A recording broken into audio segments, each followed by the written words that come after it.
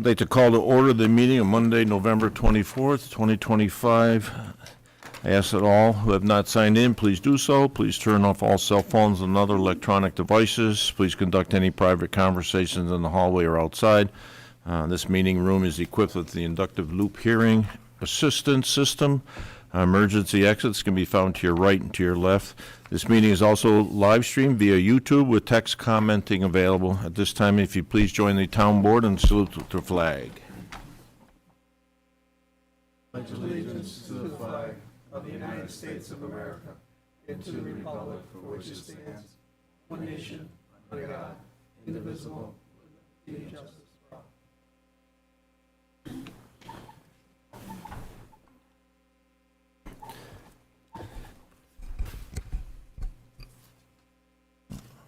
First thing I want to do is, before I forget, wish everyone a happy Thanksgiving, you and your families. If you're traveling, certainly be safe out there on those roads.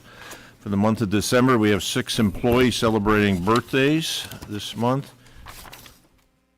Starting with our Parks and Rec Director on the 15th, Keith Maynard on the 27th, and on the 30th, we have Mitchell Page, Stephen Bell, Jose Lopez, and Bridget Bartholomew.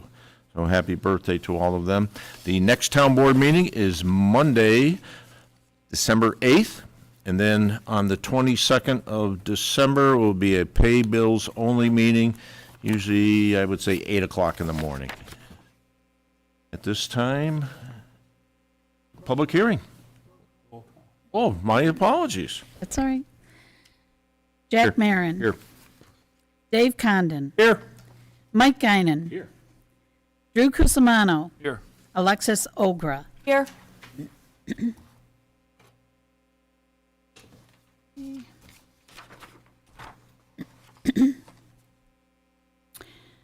Notice of public hearing, local law to amend Chapter 211 zoning to establish the Commercial Center CC zoning district.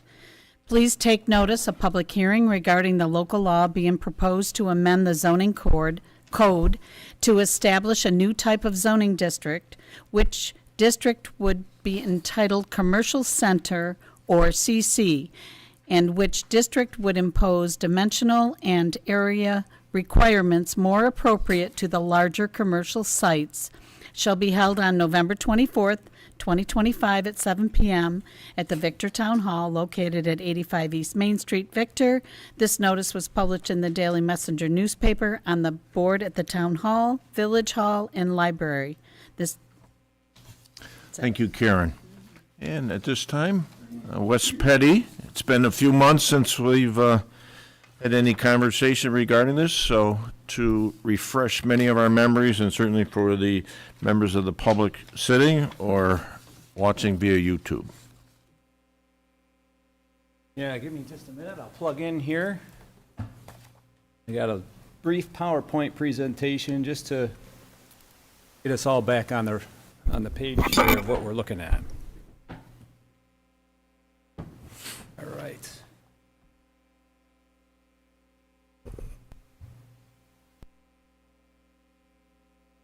We did it, Susie. Thanks, Jack. Again, Wes Petty from Labella Associates. I just wanted to talk to you briefly about the existing commercial zoning district here in the town of Victor. And as you know, it's been brought to our attention that the town zoning code dimensional requirements and limitations applicable to large commercial sites may be an impediment to such sites remaining vital and adapting to changing market conditions and trends.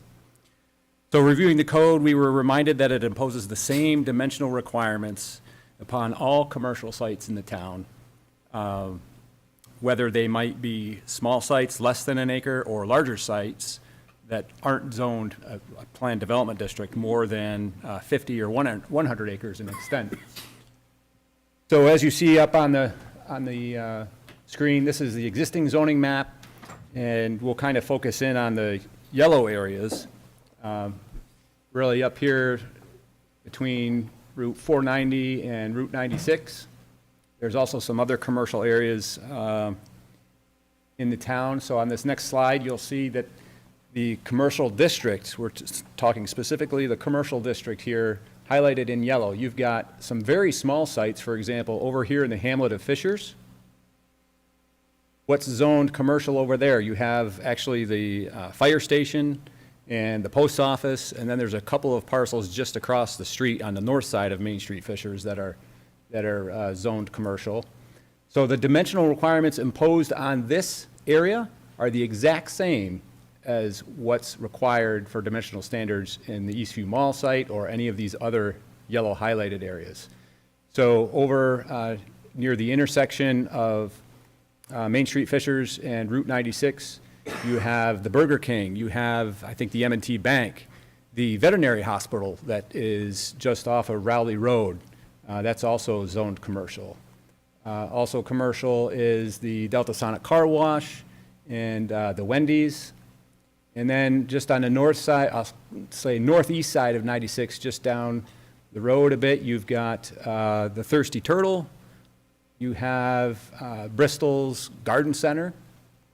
And then also down here closer to the village, we have Pace Windows and Victor Chevrolet. And then there is a vacant parcel over here on the east side of town towards Farmington, just across the road from Phoenix Mills Plaza. That's also a commercial zoning district. So as you can imagine, we've got the dimensional requirements that, it's just interesting to think about the same dimensional requirements are at the mall as compared to all of those other sites that we just talked about, right? So what we're suggesting here, what we're thinking about is modifying or creating a brand-new zoning district classification in the town of Victor, right, to accommodate the Eastview Mall area. So the existing dimensional requirements, you'll see lot size is 30,000 square feet, lot frontage 150 feet, lot depth of 200 feet, and the maximum story existing requirements are no higher than 2 stories or no higher than 35 feet. And you'd be allowed to have 40% building coverage on these lots. So in 2019, the town did adopt the Eastview Mall Mixed-Use Overlay District. That's approximately 161 acres. It requires the submission of a mixed-use plan to the town board for review and potential approval. And it provides, the Mixed-Use Overlay District provides flexibility with respect to multiple principal uses and creating a dynamic uses, creating some synergy around a particular development. And unlike a planned development district, a mixed-use overlay district would affect only the uses and not the underlying site plan approval or dimensional requirements. So this is what you're seeing up on the screen now, shaded in red. That's the existing Eastview Mall mixed-use overlay district or boundary. And again, this deals with uses only. And you'll see that on the bottom, what's highlighted here in yellow, you'll see a yellow dotted polygon. The town has considered extending that mixed-use overlay boundary that exists today to incorporate the BJ's parcel here, right? So the new zone, what the town is looking at today is whether to adopt this new zoning district. And as it's conceived right at this moment, it incorporates everything that's shaded there in pink. So it's a similar boundary as the mixed-use overlay. It provides for the same underlying uses as the commercial district. And it also provides expanded opportunity related to the form and dimension of future development. And you have the opportunity as the town board to decide what the maximum height would be. And this particular zoning district today that is in front of you, it would afford a monument sign for a mall anchor tenant located at a distance beyond 1,500 feet from Route 96. So just as a comparison, this is a simple table that it shows. Wes, can you go back to Yes, the sir. slide just for a second? Yep. Just for clarification, that little chunk that's not in the commercial center district, what's that, the Lazy Boy store and? Yes, that's correct. There's a city, I think that's the City Mattress, Yeah. Lazy Boy. I can't remember what other retail Wait, establishments are there. Stickley's Stickley's? Furniture right there, yeah. Yep. Okay. Yep, that's right. So, and as you can see, that's a bit of a smaller parcel, too. Yep. Sorry. No sweat. So what's in front of you today, what you would be considering is this commercial center zoning district that allows or would require new lots. Any new lots to be created would have to be 435,600 square feet as opposed to the 30,000 square feet that's imposed today. Lot frontage of 500 feet, lot depth of 500 feet, and the front yards, the front yard, the rear yard, and side yard have all increased. One of the more notable items that you'll see in this chart is towards the bottom, you'll see that the number of stories existing, the commercial district existing height limitation is 2 stories. As it's written today in front of you, the commercial center zoning district would allow for 6 stories or 90 feet. So it's a bit of a change compared to what's allowed today. And I have some renderings that were done previously. I think they've been shared with the town board in previous meetings. This shows the Eastview Mall site and potential building heights at different areas in the site. So the green polygon or the green rectangle that you see, that's actually over top of Von Mauer, and that is a building height of 40 feet. The yellow is the former Lord and Taylor building, and that's at a height of 50 feet. And the purple, up towards the top, that is the movie theater, the cinema. That's at 60 feet. And then this blue rectangle here is over top JCPenney, and that's a height of 90 feet. So we've got some other images here that show that same sort of graphic, just to look at the massing, the general massing of what it could potentially look like with a 90-foot or 60-foot, 40-foot structure. You know what the current height is for the Von Mauer Peak? That's a great question. I don't have that answer off the top of my head. I have a feeling that Our historian, Mr. Vars, he's, I would be guessing that that's somewhere around 90 feet. That's my guess. that. The top of it? Peter Vars just said it's about 48 feet to the top, just for the microphone purpose. Thank you.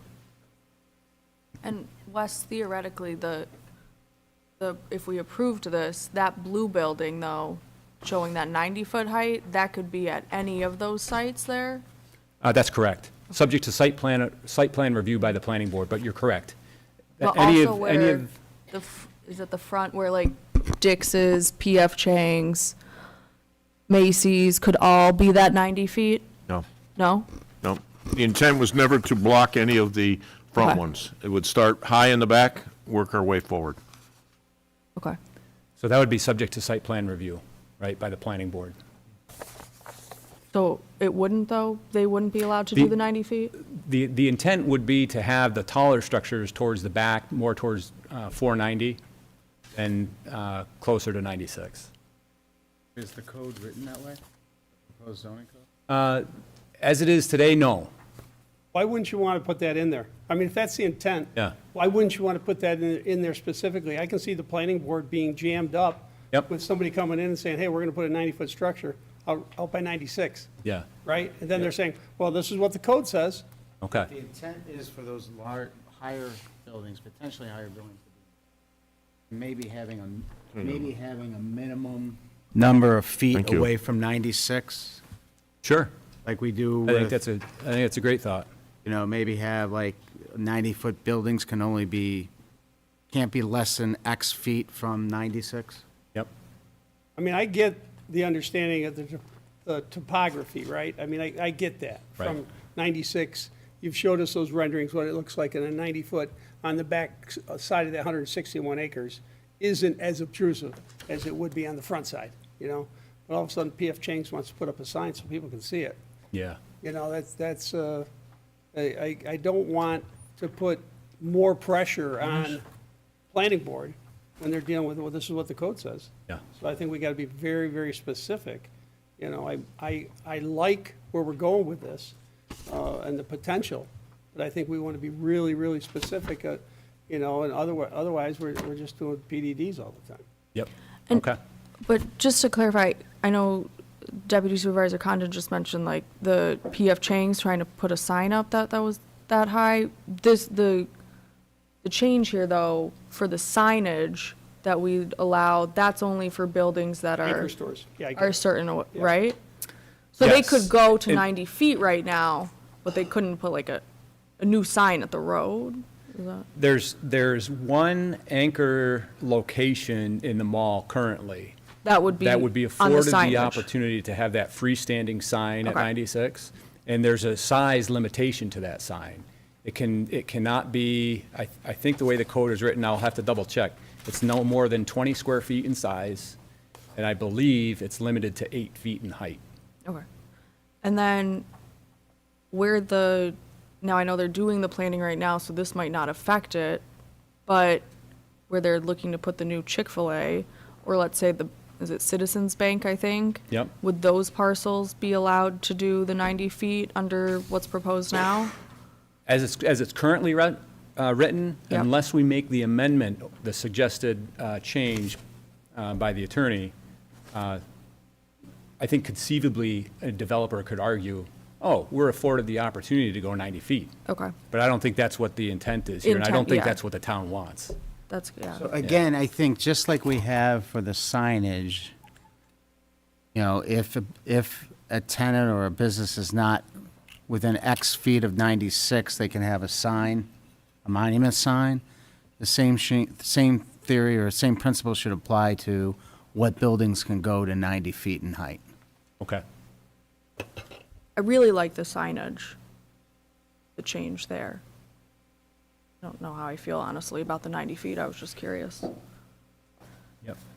Is 90 feet is designated by the top of the actual structure, or, you know, like for Von Mauer, right? Yeah. There's the building, and then there's, Yeah, Quite so a that bit would, above that would that. be, that would be to the top of, like the roof line. yeah, right. Not like the ceiling height, but any type of parapet. Sure, so if we were talking about the current Dick's, it's probably somewhere in the 30-something feet versus there's an additional 15 or 20 feet Yeah. of the large structure they put that's ornamental. Yeah. Okay. Yep. Okay. So you could go 90 feet and then put all the air handling units up on top of that? Well, I think they would also, I'll check with the code enforcement officer. I think they would also be subject to that height limitation as well, but I'll check with the code enforcement officer on that. But certainly, any of the parapet walls, those would be subject to the height limitation as it's written.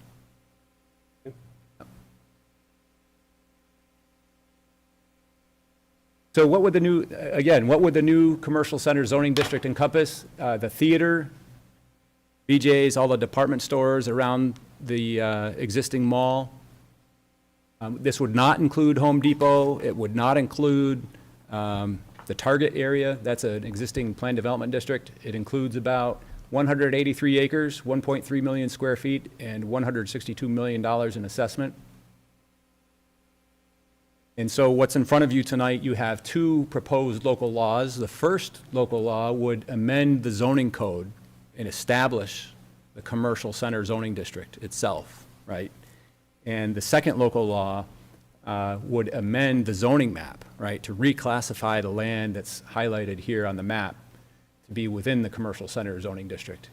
And future zoning map amendments could be made at a later date to place this district classification on other parts of the town if you wanted to do that, but at this point, it's just the Eastview Mall site. So that's pretty much all I have, unless you have any questions for me. Okay. Let the public speak, I guess. Thank you. Yep. At this time, if there's any members of the public care to speak for or against this amendment to the zoning, Chapter 211. Ask a question? Yeah. Yep. I don't know. Yeah, I'm novice. My name's Dirk Endress, 1027 Waters Grove. What problem is solved by allowing structures to go to 90 feet? Problem is solved. What problem is solved by letting them go higher? Right? We are trying to think beyond retail being the draw here. This is more, whatever that may be, whether it's down the road, whether it's housing, medical. That's, and we actually started part of this conversation, I think, maybe coming out of the pandemic, that the way online sales were and things like that. So this is just town government trying to be proactive, you know. And actually, I think, you know, again, the hotel had applied for something prior to, but certainly when this was first discussed, I remember a attorney that, a former attorney firm that we worked with, they said that, you know, you change the height, you will certainly have the ability to attract a hotel. So Awesome. that's what this is, thinking beyond what we have today. So, Thank you. okay, thank you. Thanks for the question. Any other members of the public? Mr. Nankin, you know your way here.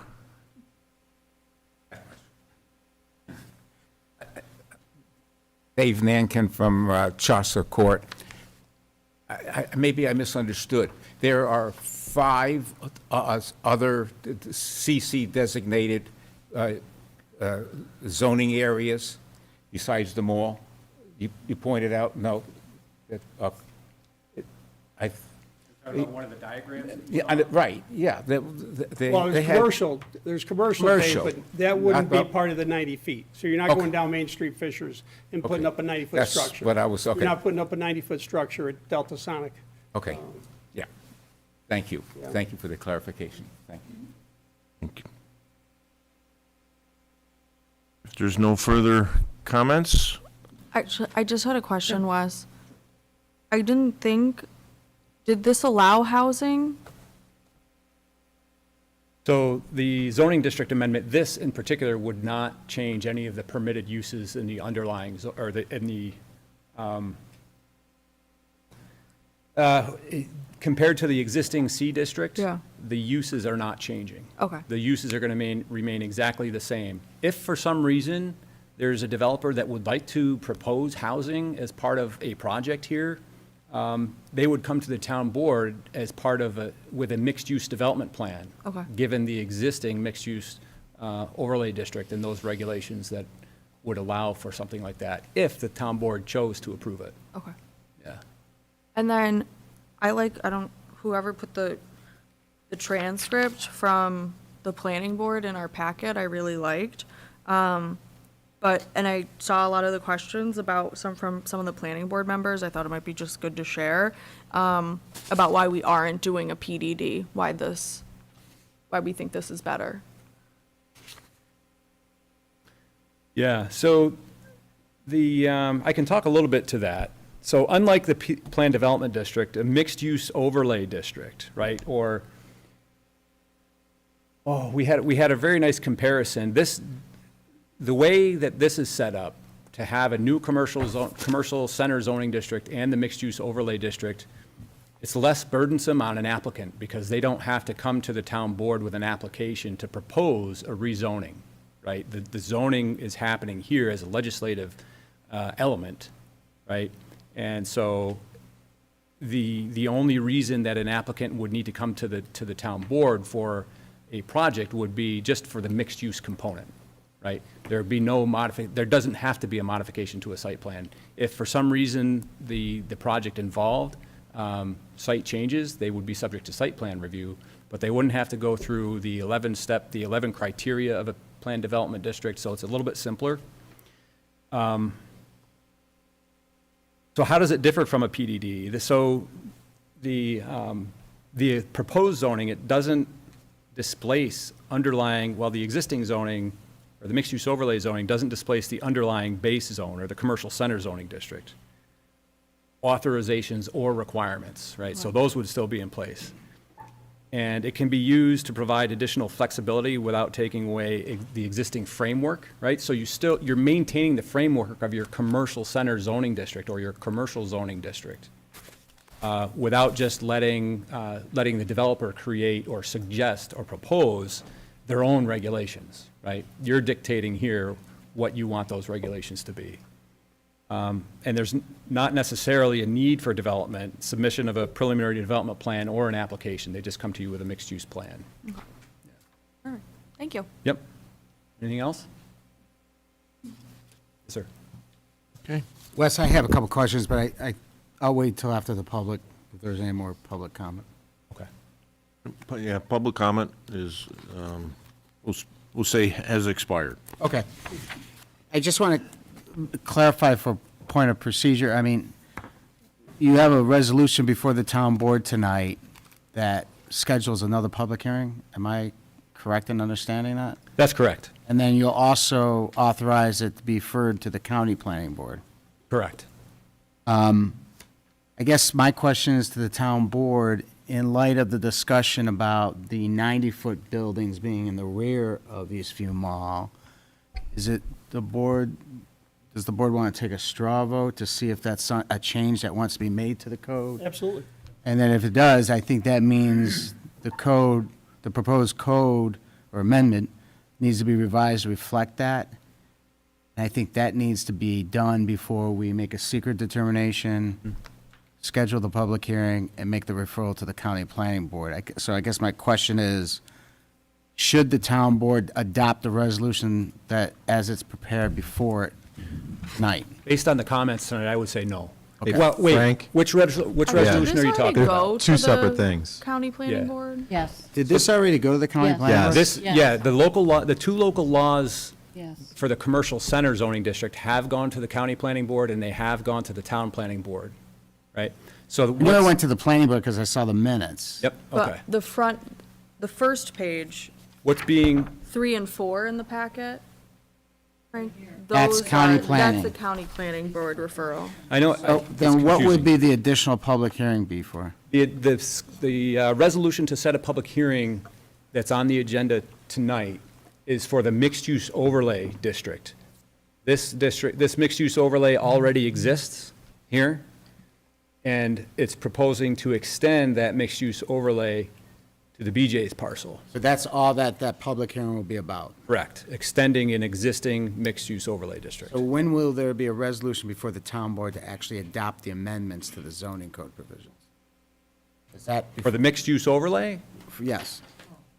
that could be at the meeting, the same meeting that where the public hearing is held for the mixed-use overlay, right? So the changes will need to be made before that.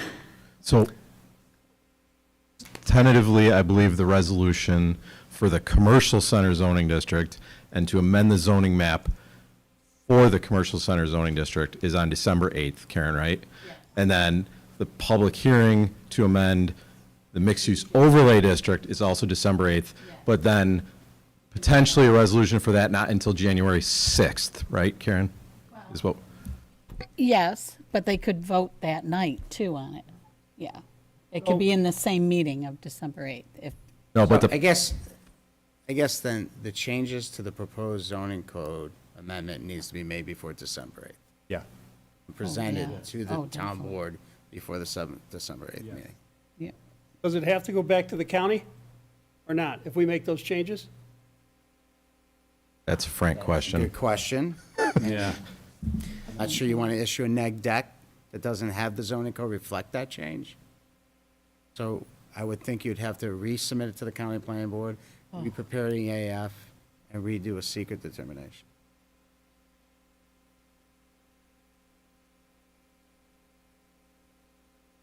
Yeah. I we guess could- if that's the approach you're going to do, then I would suggest you do the mix overlay and the code in the same night, and not on the 8th, but the second night that you were doing it. Why don't, let's ask, just a question. We could talk about this offline if the Yep. town All board right, does it. let's do that.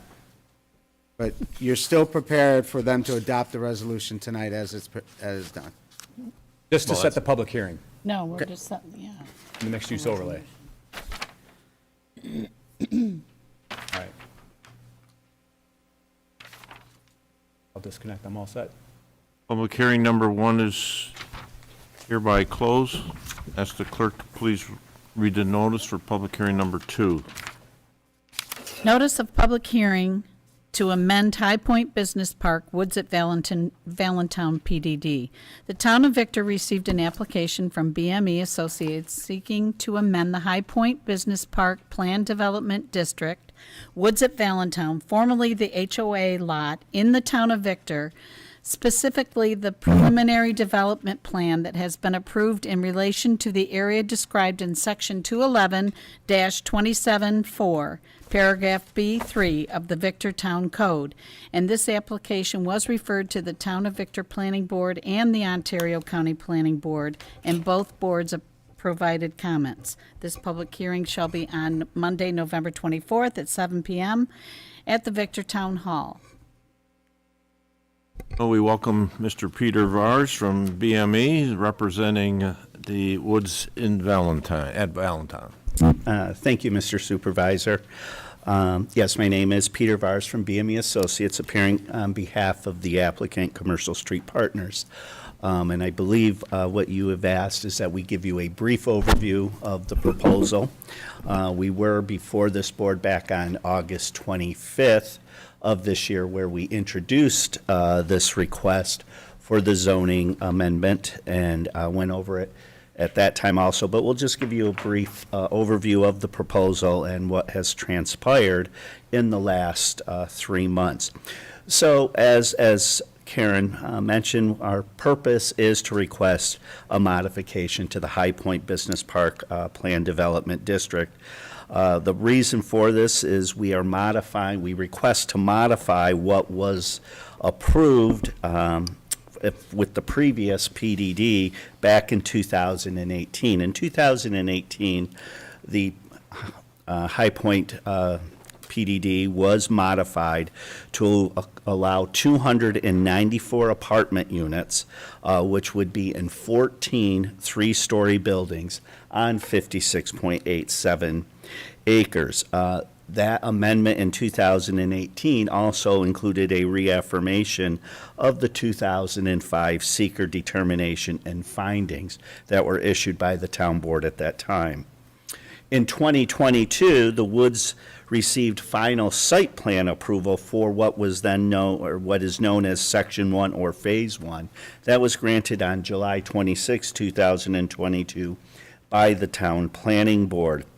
That's Section 1 approval replaced 4 21-unit buildings with 2 42-unit three-story buildings. So the total number of units in Section 1 remained the same, just the number of buildings changed.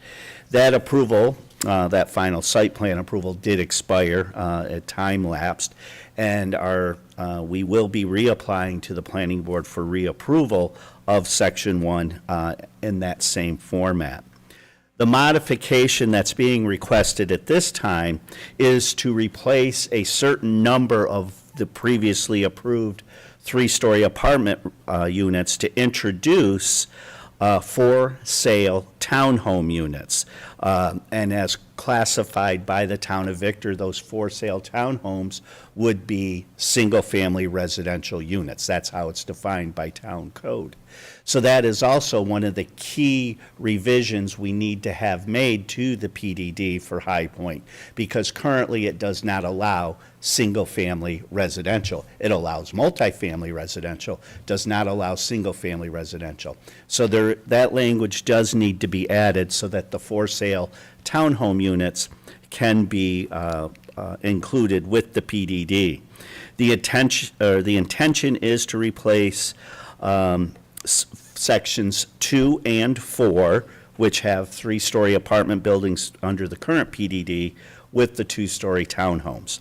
We also look to modify the Section 3 portion of the PDD, which is currently approved with 2 three-story apartment buildings, to a single 4-story structure. So this would result in a reduction from 294 units, to 255 units. There would be a reduction in 39 dwelling units within the PDD. The 4-story structure would contain 110 apartment units, and then we would have the 71 for-sale 2-story townhomes. All of this would be done within the same development footprint that was established with the 2018 PDD, so there would be really no change to the wooded buffers or development area within the PDD. As part of our application back in August, and we went over it with you in August at that time also, is while we are requesting a modification to the PDD to allow a 4-story building, we provided you cross-sectional information to illustrate that there would be no visual impact or change in visual from the previously approved PDD, even though in Phase 3, we are going from 3 stories to 4 stories. That is accomplished by where we are locating the proposed 4-story building. It's being located in the lowest part of the site such that it is sitting 20 feet lower than the 3-story buildings that are proposed within, that were approved within Section 3. So the roof line elevation really is less than the current PDD. And more importantly, with how we are siting that 4-story building, the roof line of that 4-story building will be below the roof lines of the buildings in Section 2 to the west, and Section 2 to the east, and Section 4 to the west, because those buildings sit on elevation that is 50 feet higher than the elevation of the 4-story building. And this was all shown in the cross-sections that were submitted with the application. And another thing that was accomplished is by going to the 2-story buildings on Sections 2 and 4, those are on the outer perimeter of the site. And so that perimeter visual has been reduced from a 3-story apartment building to a 2-story unit. So there is improvement to that visual from there. So we did, as mentioned, we have appeared before, or this was referred, and we did appear before the Ontario County Planning Board. They, in turn, did refer this back and recommended approval with conditions. They did classify it as a Class 2 application. We also appeared before the Planning Board on October 15th of this year, and they, by resolution, also recommended approval of the PDD amendment. With that, we could answer any questions that you may have, acknowledging that we are requesting the Planning Board to issue their seeker determination as it relates to this amendment, and that subsequently to amend the PDD, and that we would then proceed to go to Planning Board for the requisite site plan review and approvals. Any questions for Peter? No, I just would say that we don't always agree, but I really like the changes that you've made on this. I think it is much better. I think it's going to be a much better looking site and more conducive for everybody. I like the plan. Personally, I'm just saying, I like it. Anyone else? Two with a- questions. Okay. Go ahead. And my first one is almost sarcastic, but no Dave Krista, because I liked him at our meeting. I like him. Anyway, second question is, are the apartments, are they all market rate? Yes. Okay, then I'm good. Any other questions? Okay. Peter, thank you. This time, does any members of the public that care to comment one way or the other regarding this PDD amendment? Again, we'll ask if there's any members of the public care to comment one way or the other regarding this PDD amendment. Hearing no comments, entertain a motion to close the public hearing. Moved. Second. All those in favor? Aye.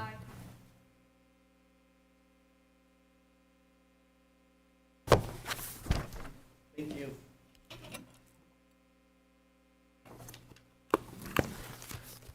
Okay, in your packet, you have the meeting minutes from November the 10th. This was a pay bills only meeting.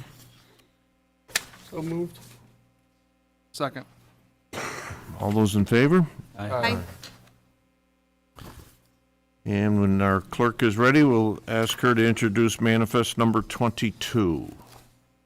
Manifest number 22 for 2025 in the amount of $271,137.87 has been reviewed by the Victortown Board with the following accounts charged: general townwide, general outside village, highway townwide, S&S Consolidated Sewer Fund, and trust and agency. Thank you, Karen. And up on the big screen, you'll see expenditures that have been identified in the range of or exceed $5,000, starting with payment 1 to Barclay Damon. These are October legal fees. There are chargebacks included in this expenditure. Next is Bluestone Creek Development, December rent for the Parks and Rec facility. Payment to Excellus for December retiree health care. Payment to the New York State Comptroller's Office for October court fees. Payment to MVP Health, December health care for all of our employees. Ontario County payment for the 2025 election services. Payment to Sun Environmental, townwide chemical disposal, and value protection. This is an annual expenditure. This is actually payment number 10 of 10 for the Modoc Springs escrow payment. Total of the above-mentioned expenditures is $202,942.98. Total town expenditures minus the previously mentioned expenditures equals $68,194.89. Are there any questions on manifest number 22? So moved. Okay. Second. All those in favor? Aye. This evening, there are no privilege of the floor. Moving to public comments, we'll start with Susie. We have no one watching from home. Any members of the public here to address the town board? Okay, moving to reports of town officials. Within your packet, you had the report from our town historian, Planning and Building Department, Parks and Recreation, Finance Report, Highway and Transfer Station, and Economic Development, and the Victor Local Development Corporation. Questions? I just had a couple questions, or more comments. Keith, for the Chick-fil-A, so and watching the meetings and hearing them present, they've mentioned a few times that they're looking to draw traffic towards the not as well used entrance into like that one that comes down the hill. Yeah, the way their approved plan has the exit oriented towards as you're going north from 490, it'd be the second mall entrance, or I call it the Starbucks entrance. Okay. Like the ones across from Starbucks, not the BJ's entrance. So That's the one that comes like down the hill at a pretty high slope. If you come out of Chick-fil-A, Yep. you're pointed and you're way closer to that light that goes up towards Starbucks. You'd have to like kind of turn hard left and go back the other ways to go towards like Goodwill and go out the BJ's. Okay, and I like that. And so when I went, I've taken a couple trips down that way when I've gone into the mall recently, and the only thing I can say about that is I think there might be like a line of sight issue. There's a large bush there. Do you know what I'm talking about? Where that light, if you're coming in and you get to the little stop sign there at the end and you look to the right, there's a large, like to see, can I make the left-hand turn? There's a really large bush there. Okay. I took a picture of it, I don't know.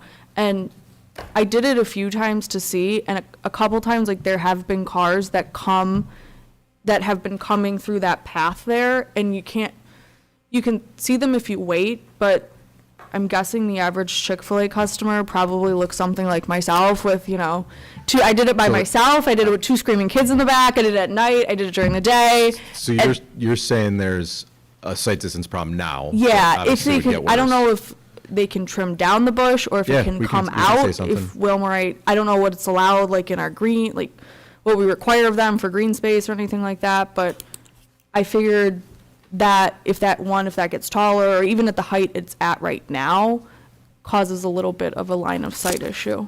Yeah, we can look into that. Thank you, thank you. Yeah, no problem. And then, other thing I had, Brian, was for you, for Parks and Rec. The lights over at the Four Corners there by the Burger King on the Victor sign, are those new? Those weren't, like, we had a Hope sign or something there before. Yeah, they've been traded out this year. Okay, I love The them. string lights, yeah. I love it. I like how they went up the V. the V with the wreath, And I don't usually like colored lights. That's just how I personally feel. But the red and the green, it's gorgeous. So I don't know, Jeff, whoever I'll on the carry that back to team, the guys. Yeah. I love it. Just tell them it looks fantastic. Thank you. And then, I guess, report for myself. Went to the village board meeting. Not too much to report. The one thing that might affect us is they are looking into spinning off and having their own village website instead of kind of being on, picking back off of ours. Which honestly I think might be good because I think people get very confused when their website is also on ours, but I think they're working on that right now. Well, thank you for the questions and update. Board members, anyone else have any reports? I do have a report, but love to hear from you first.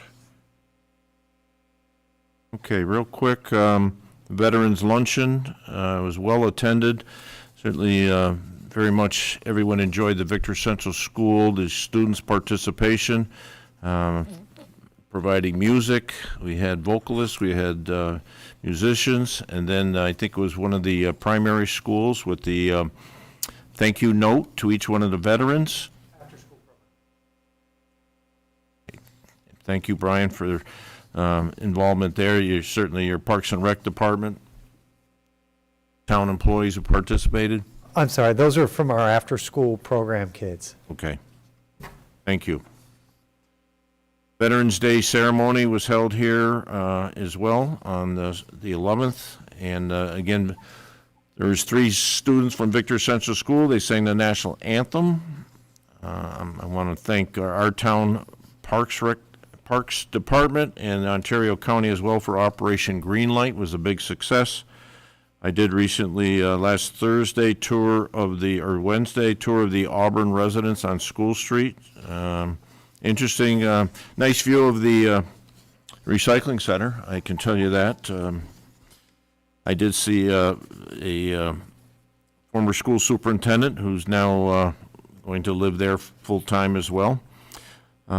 Black Friday and the final holiday shopping strategy meeting was held last week. Law enforcement, EMS, and fire all know their roles. The Sheriff's Department will also have a tethered drone, which will be monitoring the parking lots.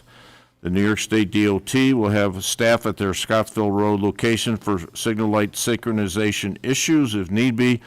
The Sheriff's Department will have the ability from the ground to make needed changes to the signal lights along Route 96 if need be. You recall last year at the Turk Hill and Route 96, that intersection there was only a 13-second cycle, and so we were only getting 3 to 4 cars safely through there. And the final, second to the last item, last Friday, the New York State Division of Veteran Services placed a veterans kiosk in the hallway at Eastview Mall by the Source Jewelry Store and Pearl Vision. There was a very large turnout for there. I do hope to have a conversation with mall management about possibly moving it to an area maybe in the front of the mall, where the entranceway, where the restaurants are, just for more visibility. This isn't we get foot traffic on this area of the mall, but certainly not what we desire. This is the kiosk. It has, in fact, there was a few veterans that came by, and they didn't know they could get into state parks free and things like that. So it was very well attended, and certainly look forward to feedback. As you know, our mall, in the next 5 weeks, will have about 2 million travelers, and annually we have about 10 million travelers to the mall. So an opportunity for either veterans or loved ones of veterans to certainly let them know about this kiosk. At this time, I do want to share something with the town board members. I know former town board member Ed Kohovic was part of our original board that actually started the process to support the Parks and Recreation Department, and Brian with the Harlan Fisher Dog Park. But recently, so I do thank this sitting members as well for your continued support through this. So the New York State Recreation and Park Society identified for 2025 excellence in landscape design, the Harlan Fisher Park, and this goes to Victor Parks and Recreation. So all of you, take a look at it, pass it along, and you should be proud of your efforts, and we're certainly proud of Brian, your efforts, your team that worked with you, and certainly the support of the Citizens Advisory Committee, Mr. Dirk, as well.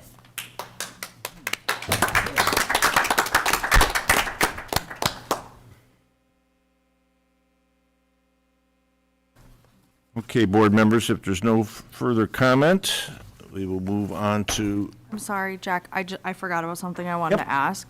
I saw the calendar that got put in our mailboxes, and I was just looking for the first meeting of the year. It's on the first Monday, but we're usually second and fourth. Is that correct? We're gonna be January 5th? yes. Okay. Yep. That is one that historically we do have. There might be a time frame that that I think we need to do it within X number of days, but I can't recall specifically, but it is usually. Organizational meeting that night, yeah. Perfect. Thank you. Just wanted to confirm as I was doing my calendar. Okay, resolution number 1. This is out of the Economic Development Department. Authorization to renew the professional service agreement with ESP Consulting. This is we'll look at it this way, a 6-month extension. So moved. Second. Okay. All those in favor? Aye. Resolution number 2, this is a resolution for speed limit reduction. We know we certainly have had our limited success, but we continue to advocate for speed reduction. So this is for Gillis Road between High Street and Klein Road. So moved. Second. All those in favor? Jack, do you have any update on where, I'm sorry, take the vote first, I have a question. David? No. I was gonna say, do you have any update on You that got- roundabout? The microphone. Here's the problem. See, when I have my hearing aids in, microphone hearing I can hear all day. But it's like someone's got muffled over. How's that? I'm sorry. Is that better? Better. All right. Do you know if there's any update on that roundabout that's going on County Road 9 and Gillis Road? In speaking to at a Public Works meeting today, they are happy with, we had a sewer line that broke there, and they are happy with Labella's design as far as where that sewer would be. They would like it deeper because they have yet to actually formalize their design of that. So that would still be, I think it was going to be a 2028 build, my recollection. Like, thought? Thank you. Thanks for the microphone. All those in favor, did we vote, Karen? Not yet. Okay. All those in favor? Aye. Number 3, agreement with Angela Fisher. So moved. Second. All those in favor? Aye. Agreement with Casano Studio Corporation. This is for disc jockey service for Parks and Rec. So moved. Second. All those in favor? Aye. Number 5, authorization for the purchase of the entry sign for the Harlan Fisher Park. I just had a question. Brian, I noticed we only got one bid. Yeah, you're correct. We only got one bid. Two, Mobile Graphics and Ewing could not do the type of work. Okay. On the other two, I spoke to both of the other two on the list, and they ended up not submitting. Okay. So as long as we canvassed for more than 3 because of the cost threshold, but we can still resolve this, make this purchase without getting 2 more quotes, if you will. Okay. I don't suppose the village is paying for any of that sign, Supervisor Marin? Are they committing I'm finance? asking you, are they paying for any of that sign? It is in your A fund. I know. I know that's what Mr. Crowley always says, but We didn't ask specifically about this. We took their involvement with the paving and curbing and ran with that. okay. So thank you, though, for asking. That's still an issue. Do we want the name at the bottom? Well, there's, you've been through a couple budget series now. It's quick to just say, well, just pay it out of the A fund, pay it out of the A fund. And, A Fund is,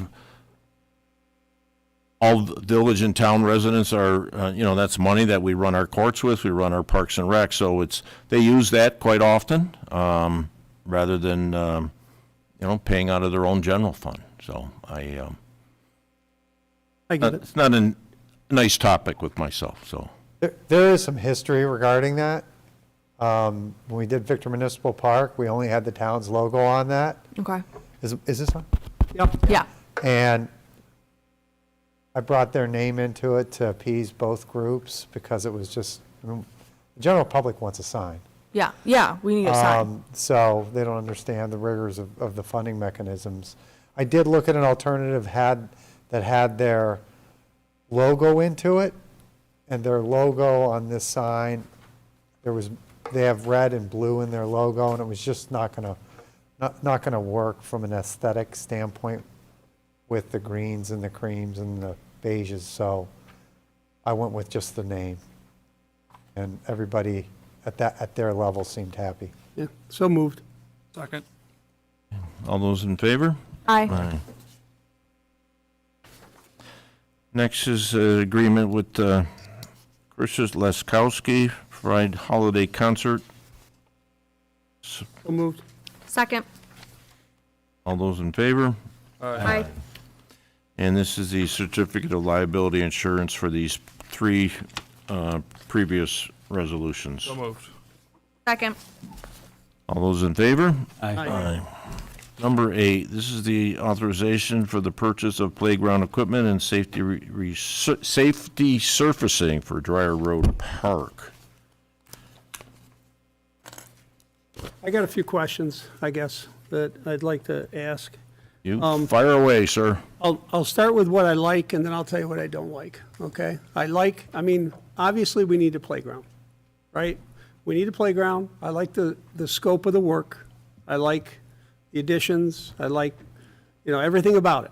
As far as the layout, the design, I think it will be well used, the addition of the swing set. What I don't like is I don't like the fact that we're not doing the demo and the site work. I certainly don't know why we can't do that. I guess, I don't know if this goes to you, Mark. I don't know if you had any input, if you were pulled in any of the discussion. I think we can save a lot of money doing our own site work. I mean, you certainly have saved the town over the years thousands and thousands of dollars with your expertise and with your planning. This is a big nut, right? I mean, this is a very big nut. And I'm not against the project. I'm not against that. But it's a significant withdrawal out of our Parks Trust Fund. So I think, the message will need to go out to the committee. They might have to put the brakes on some things after this because of, to refurbish or rebuild up that trust fund.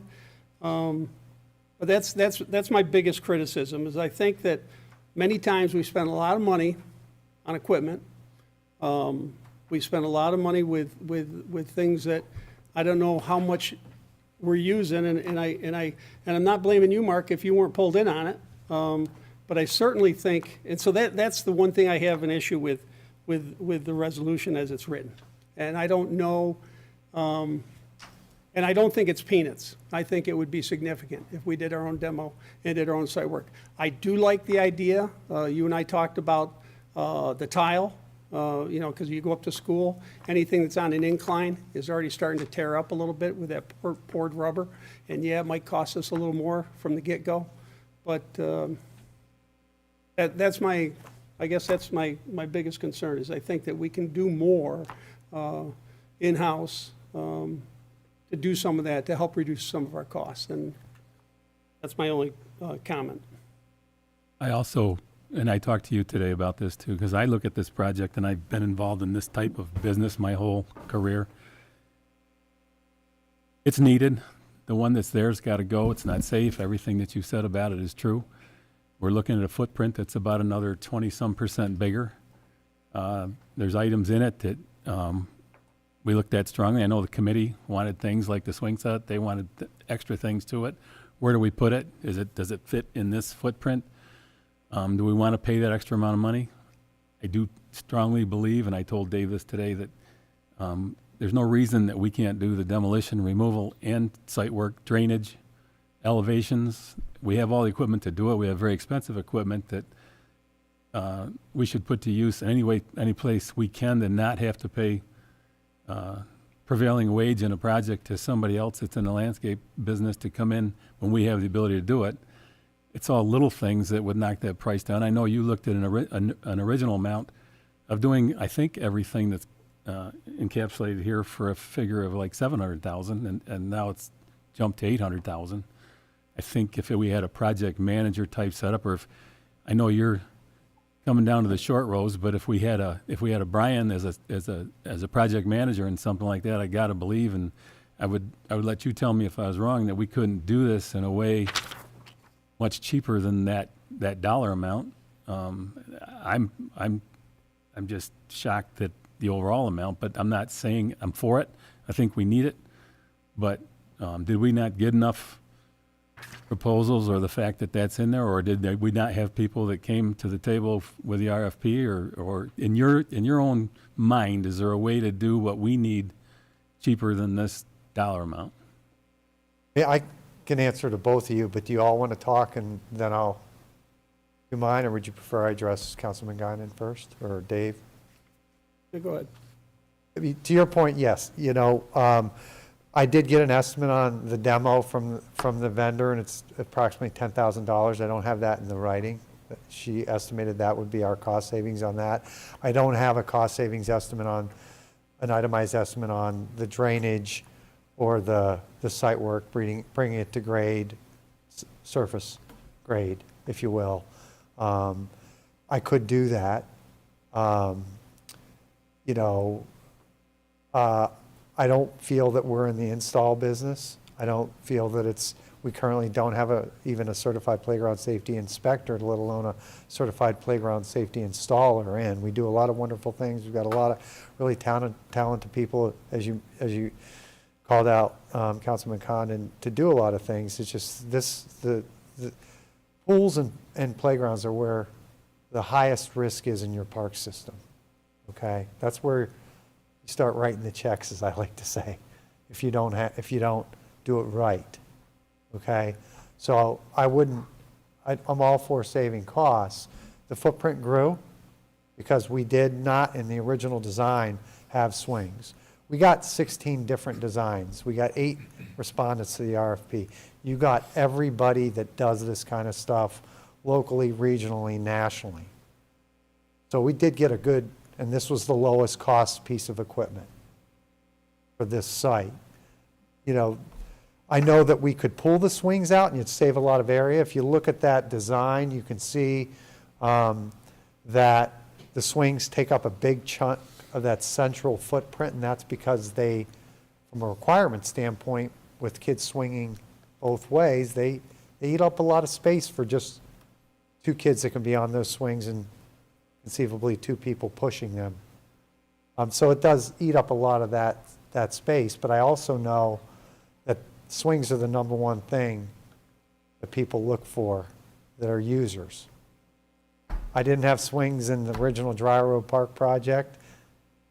Jack Richter said, Brian, get swings out there the following year, because we couldn't afford it at the time, so we added the 2 swing bays on to the existing project at Dryer. I think the tile surface for which you'd have to spend on sealing the rubber surface or maintaining the synthetic surface, that's a good value. All Rochester City School Districts, Town of Pittsford, in some of their newer playgrounds, some are pour in place, some are synthetic turf. Bloomfield schools have the tile surface because it's more durable.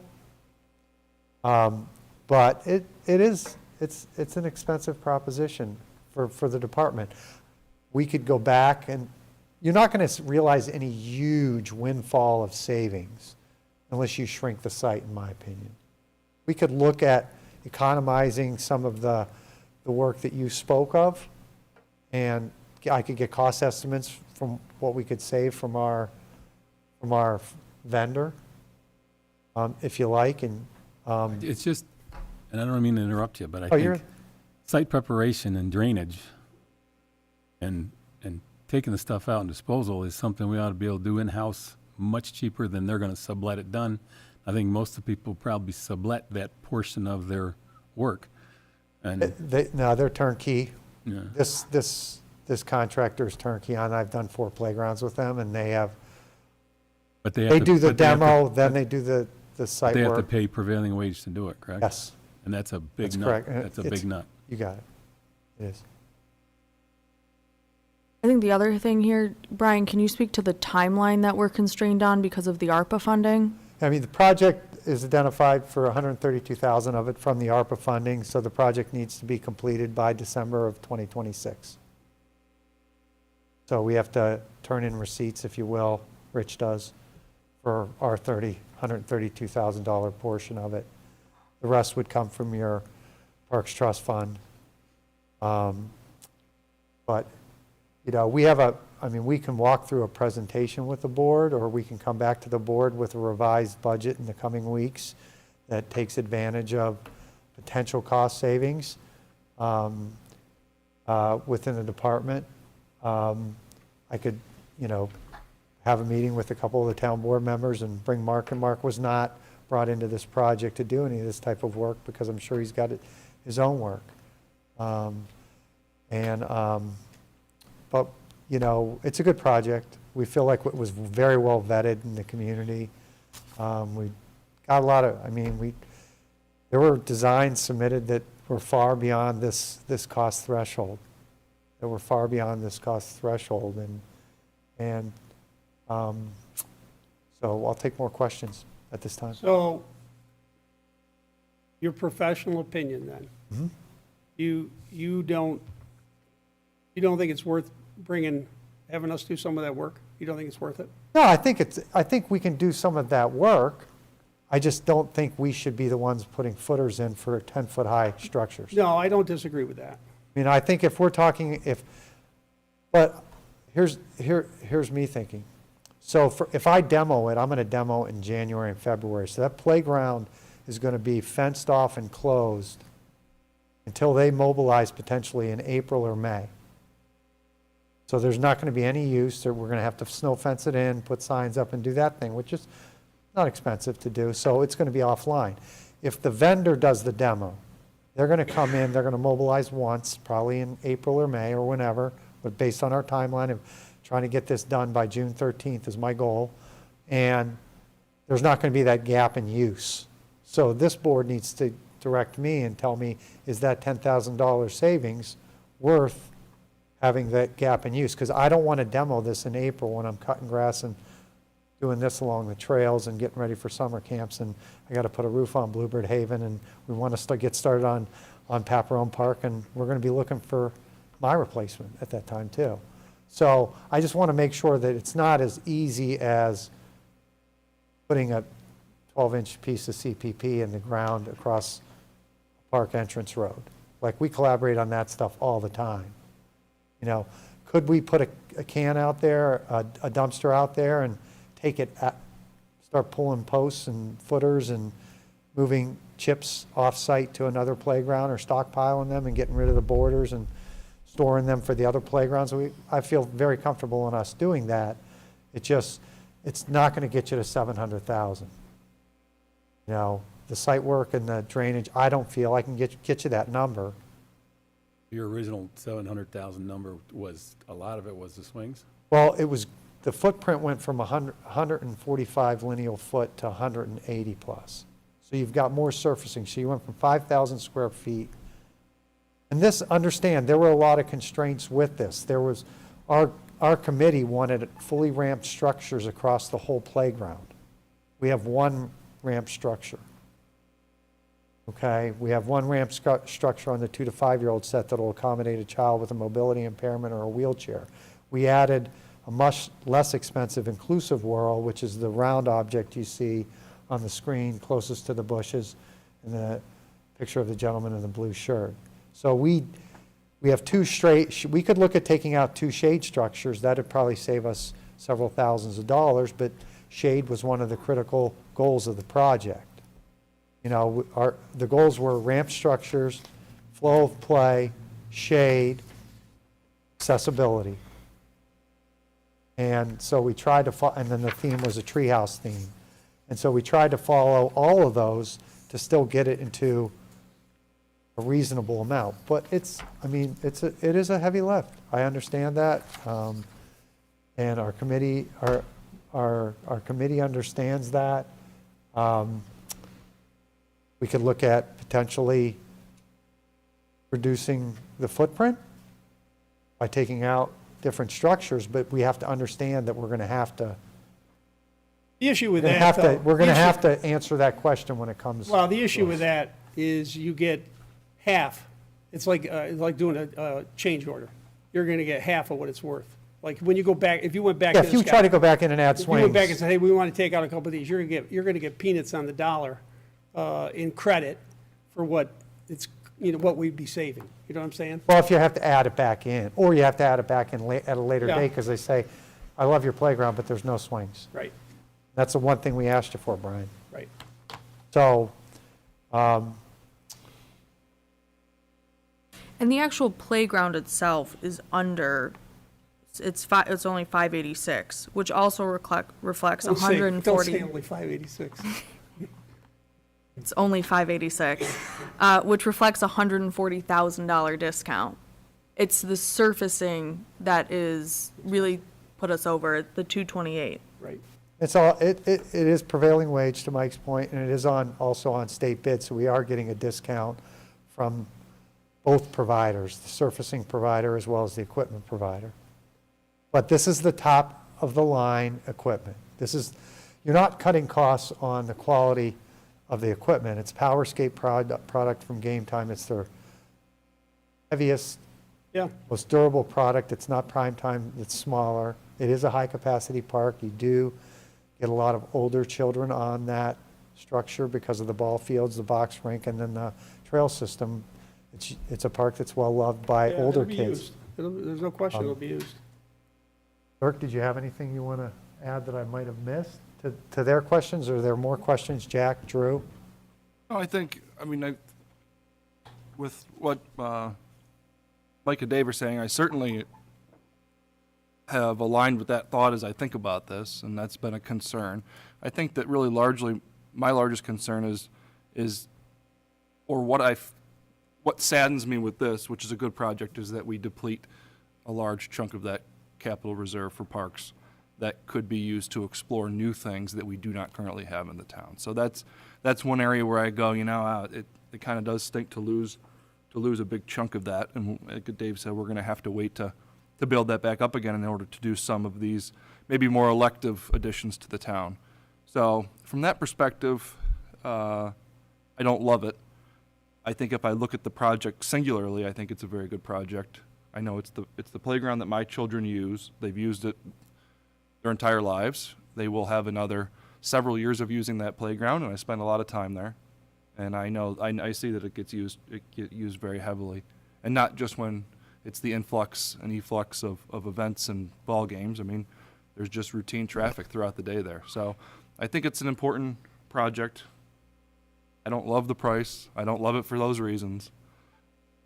And I do think, But I think I'm supportive of it. yeah, I am too, and I do think when you start to take things out like the shade, I mean, the shade's going to be more important for the parents and the grandparents as much as anybody. You're sitting there, the kids are going out there and going to town. And so like I said, I like the way it looks. And, we did change the fee structure on the new construction, so, hopefully, these units that are going in will replenish that sooner than later. But, I think, Dirk, the message that I'm sending you is, make sure those guys understand that this is a huge project for us. And yeah, that's what the money's there for. That's why we set it aside. And we are taking that money out of the Park Trust Fund for these reasons. It's not a tax burden to existing property owners. I get all that. So I'm with Drew. I mean, I certainly am going to support. I don't want to cut a corner on it either. it just seemed to me, and maybe I'm looking at the footprint, and I don't want to mess with footers and stuff. That's part of the structure of the build. But am I wrong in thinking that the site preparation, the elevation, and what they have to do for fill and just the basic footprint that you're gonna start on, there isn't that much that I think there is? Like I said, I don't have that number, and I don't want to, I mean, I got a verbal from the rep, what are we going to save if we do the demo, because we had Not talked. just the demo, just site I hadn't asked her even that. drainage that look I like there's haven't drainage even, underneath. I haven't even asked her about that, but I can. What I'm saying is like, we have time before, we have one more board meeting before the end of the year. I can get a refined cost estimate, putting the demo on us, or any other elements that are not play components. I'm hearing you like the play components. I'm not saying to change and cut a And corner. you like you look, are there any other cost-saving measures that we could do with our labor force? If Jack, Alexis, Chucky, and myself, and Jeff, and get together and say, can we do this? What are we going to say? Well, I think you could do that, but I think it's too late for that. And I think it's too late for that because of what I said earlier. I think they've given us a price. You're never going to get back, they're never going to cut what it's worth, right? In other words, yeah, they might cut, like they say, 10,000 for demolition, or they might say this. And all I'm saying is it's like doing change orders on a project. It always costs you twice as much to change something if you're adding something, and you always get half of what you should get on a credit, right? I can appreciate that. So I think, I think, and I think the other thing is, I don't think you want to close that down for 4 months either, for $10,000. I don't think you want to do that.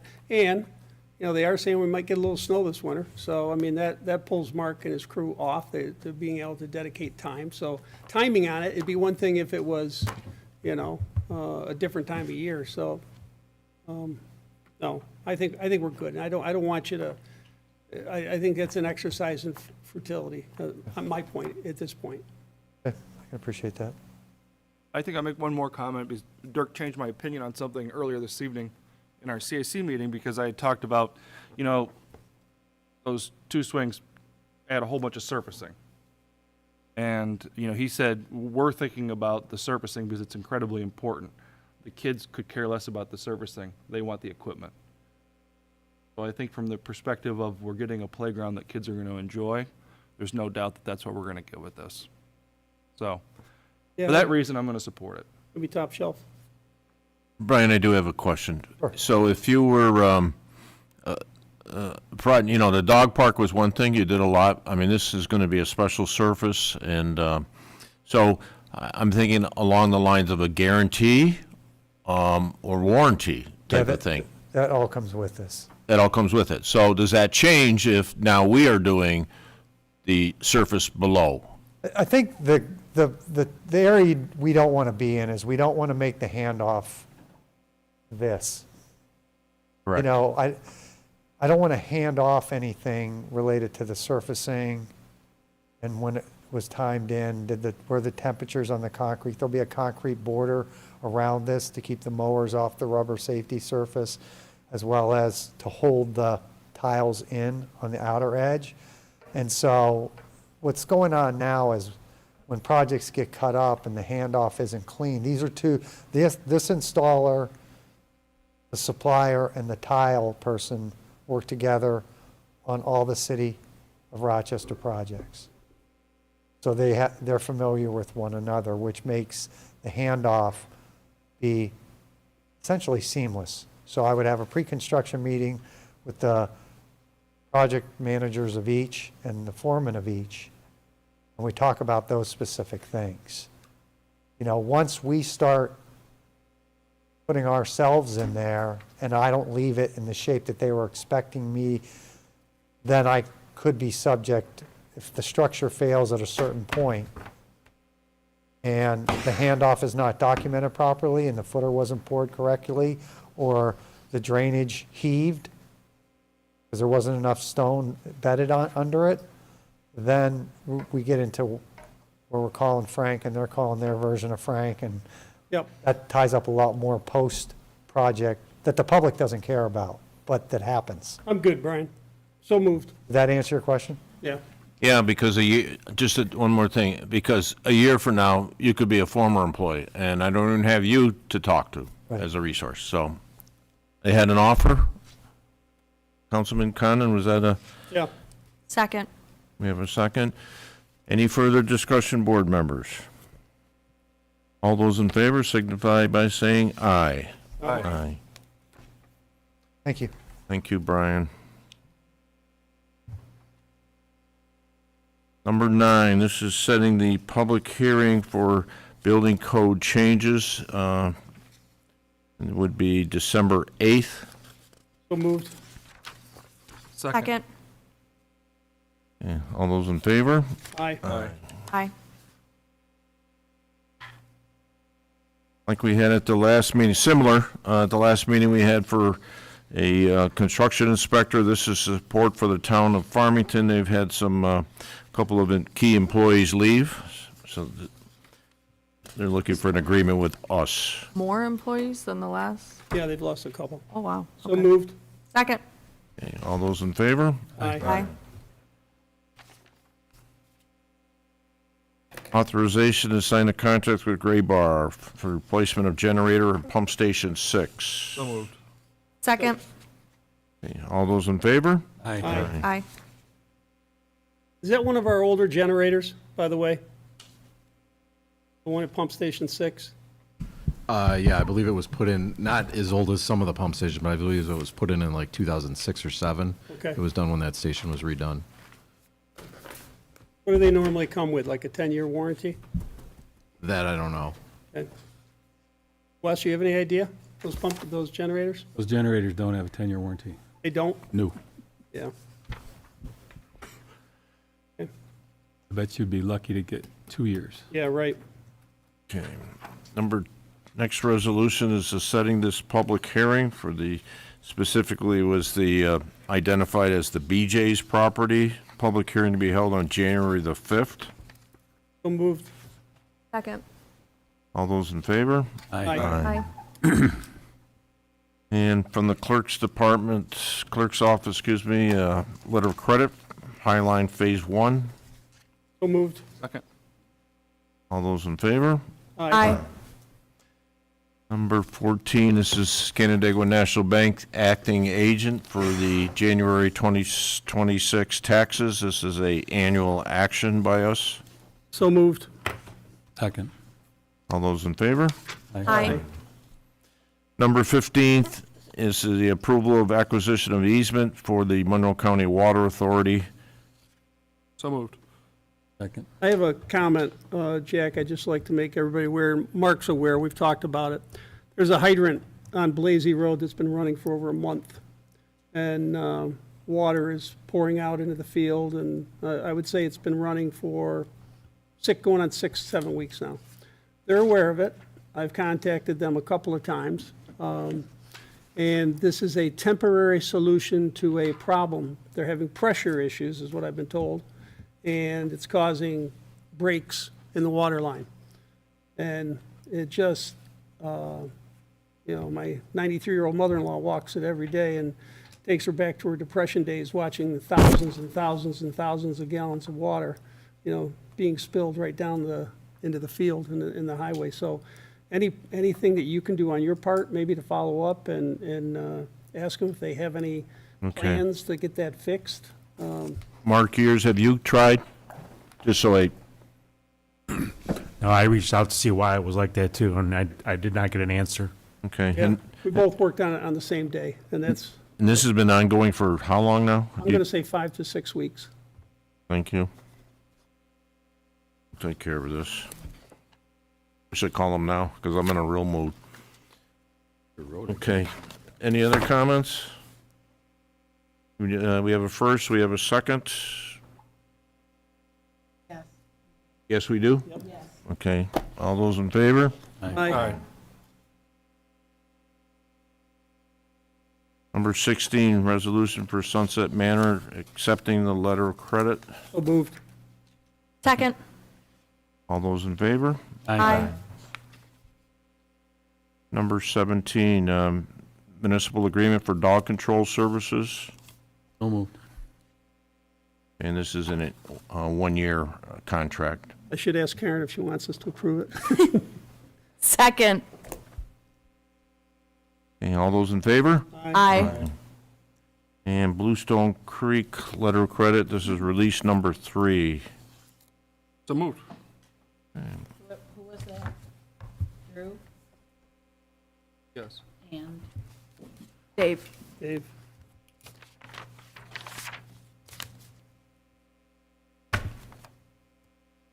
You have, Yep. Yep, both. you have the last one? Yep, 18. Okay. We got to vote on it. Gotta vote on it. We would call for the vote, correct? Yep. Yes. Okay, all those in favor? Aye. Aye. Those opposed? Public comment? Susie? Supervisor, I have a question about set the public hearing for that mixed overlay. Yes. Thought it was for December 8th, didn't you think that, Keith? No, so before the public hearing, we have to have the comments back from our planning board and the county planning board. So we And because you're can't just, the resolution that was just passed a minute ago was to schedule the public hearing and refer it to both of those boards.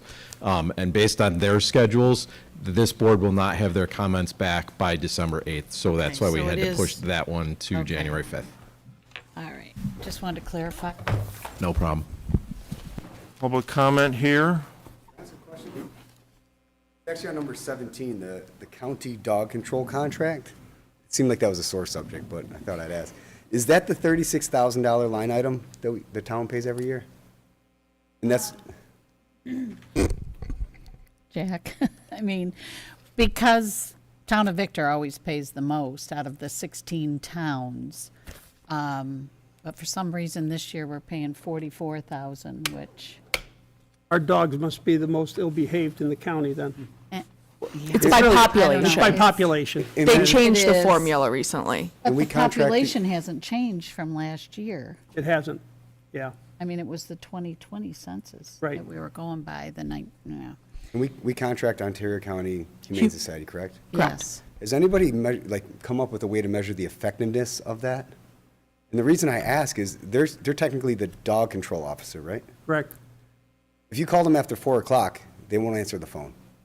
And we've had issues in our neighborhood with loose dogs, and they say, hold on to them until the Humane Society opens in the morning.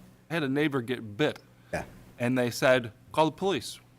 And that's why I bring that up, is, you pay money, you want to get something for it. And I feel like if you're closed at 4 o'clock PM and you say, if you find a loose dog, hold it, that's not the solution. Yeah. So I question the value of that investment. That's all. Thank you for your comments.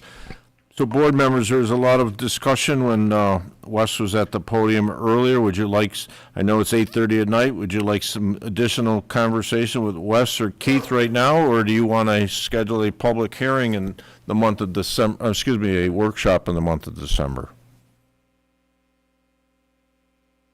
I don't know if we need a workshop. Maybe can we We're kind talking of chat about about it offline? Yeah.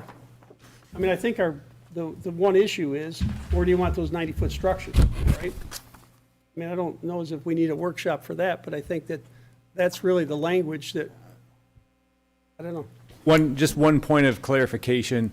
So the 90 feet in height that is contemplated here doesn't necessarily have to be that way, right? If you don't want 90 feet, like for example, maybe 65 feet is the maximum. Maybe you don't want to go all the way to 90 feet. That's not the issue, though, Wes. We just want it on the That's not backside of the issue. property. The issue is, where can they put that 90 feet? Okay, I get that. The supervisor mentioned it was always the intent that structures that high were going to be in the rear, i.e. farthest point away from Okay. 96. So 90 feet, so you're okay with 90 feet provided that it's farther away from 96? Correct. Right? Okay. I mean, that's my opinion. I mean, I'm thinking in terms Yep. of, like, U of R Orthopedic that went up at Marketplace. I'm looking Yep. at things like that. Okay. And, that's what the topography is perfect for that. If that's Yeah. what the multiple use is, well, we're trying to encourage that type of development down there in the old gravel pit, right, towards 490. The meetings we went to in the past, it was because we allowed it on the backside because from 96, it's a lower elevation and you're really only seeing, Right.